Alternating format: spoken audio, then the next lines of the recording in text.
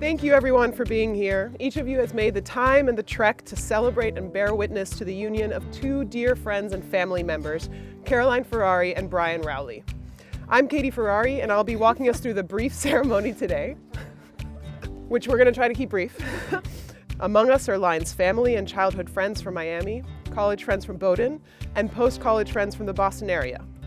On Brian's side, we have family and friends from New Hampshire, as well as friends from his college years at UNH. We have the overlapping contingent of friends, colleagues, and mentors from Takeda, the organization responsible for Line and Brian meeting in the first place. We also have people who are with us in spirit, including our sister, Stephanie Ferrari, and family and friends in Uruguay, Spain, and around the globe. Together, we represent the rich tapestry of Line and Brian's lived experiences, both individually and as a couple. Let's travel back to the summer and fall of 2015 just for a minute. When I asked Line to think back to key moments she remembers in the buildup of her romance with Brian, she highlighted two. First, Line recalled that Brian always found an excuse to chat with her at work, seeming to go out of his way to visit her cube and even casually squeeze her shoulder to make a point. Line said, and I quote, "I knew right away that this was someone who did not normally enjoy touching other people, so that was a giveaway that he might be interested." Second, during one of their impromptu at-work conversations, Line remembered that Brian complimented her jacket. "Thanks," Line responded, then adding helpfully, she thought, "It's my boyfriend jacket."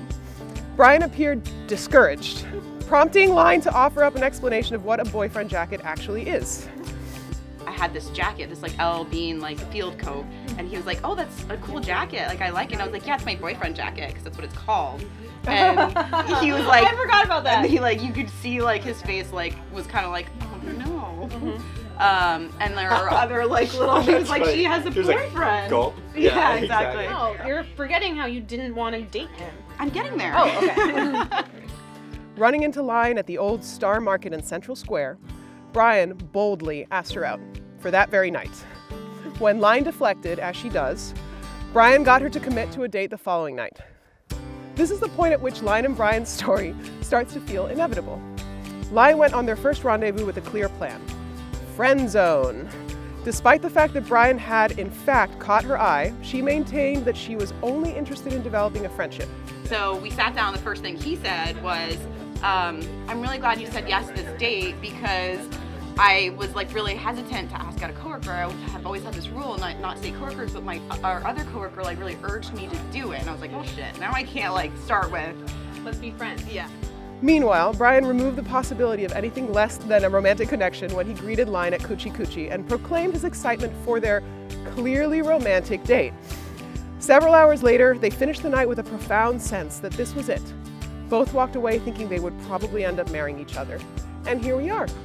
I also like deep down I was like, this guy, I like this guy. And then we ended up like going out to like 3 different restaurants, bars, and like making out on the street. And like after that I was like, yeah, this is a good one. I kind of knew from there. I think it says a lot about Brian and Caroline that one, they invite their boss to their wedding, but then also ask them to do a speech. He'd talk about his girlfriend, we did this, we went to this restaurant, but he'd never say her name. And it kind of got to a point where I had to wonder, is she real? She is. She was. Once I connected the dots, we got to see their love and their teamwork really transform. They're so much of the spirit of who we are as a department. Brian is the social butterfly. I don't know if everyone would believe that. He is an absolute social butterfly, that everyone enjoys talking with him, connecting with him, and being inspired by him. Caroline is everybody's friend. Everybody is excited to talk to her and honored to be friends with her and spend time with her. A fiercely loyal and incredible supportive roommate, confidant, companion, sister, daughter, friend, and partner. She's super sweet, super caring, really just probably the best sport in kind of anything. She's down for anything, you know. They share clear commonalities, including an overlapping cultural background, passion for similar foods, intense love of animals, and thirst for adventure, be it bicycling around Europe or pursuing ballroom dance as a hobby.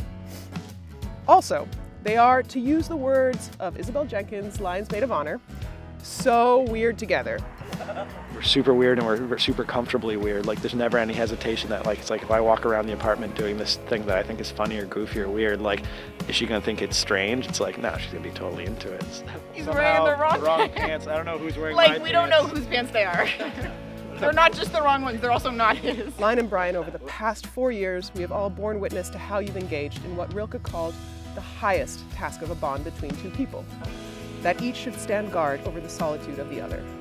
Individually, you shine so brightly, and together, the two of you are powerful beyond measure.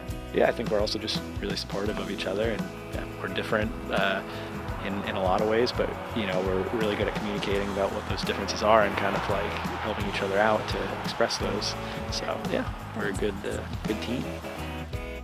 It is because of your differences, not in spite of them, that you ground each other, allowing for an expansive form of love that manages to simultaneously cement your relationship to each other while bringing out the wholeness in both of you, your strength, courage, goodness, wisdom, and your incomparable weirdness.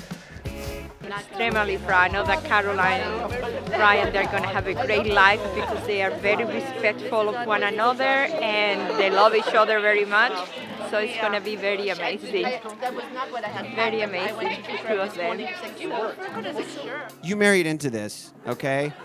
And God bless you for it. We're a crazy family, but we are so honored to have you be a part of it. And finally, I'll just end with what value the relationship between these two has brought to our lives. I mean, look at all the wonderful people we've got to meet. You're taking a jewel. See, those for you.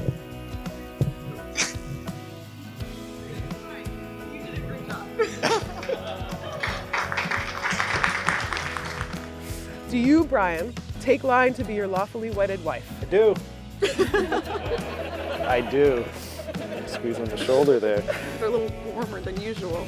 Teamwork. This is what I'm talking about. Okay. And do you, Line, take Brian to be your lawfully wedded husband? I do. Oh. Like Pooh and Piglets, may you cherish and keep watch over each other, whatever the future holds.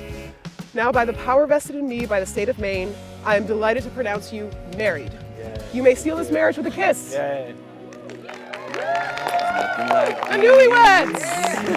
Getting a little sorry. Let's go inside! How to do this? Okay.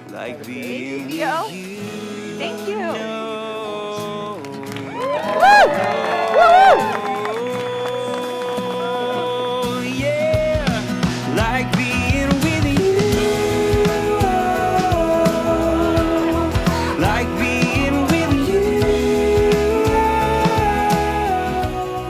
Brian Rowley entered my office and said, "You know, Tawny, I think we just need to do a lip trill, voice trill." And I'm like, "I don't even know what it is." And so he starts to do it. No hesitation, completely present in the moment, always ready for adventure and fun. And in the spirit of Brian and Caroline, please join me in a lip trill that I'm finally doing for Brian Rowley.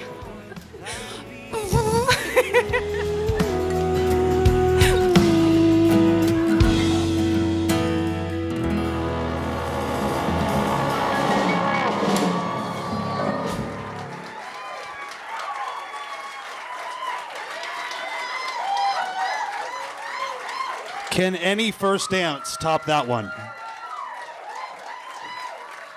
That was amazing. How long were you guys taking lessons for that? It's amazing. One more time, round of applause. Yeah, that was great. We moved buildings. We sit in open concept, and we're sitting in the produce section of Where Star Market. Isn't that so funny? Yeah. So they renovated that, and that's our office now, and we sit there, which is really funny. Polyester from Zara. Yeah.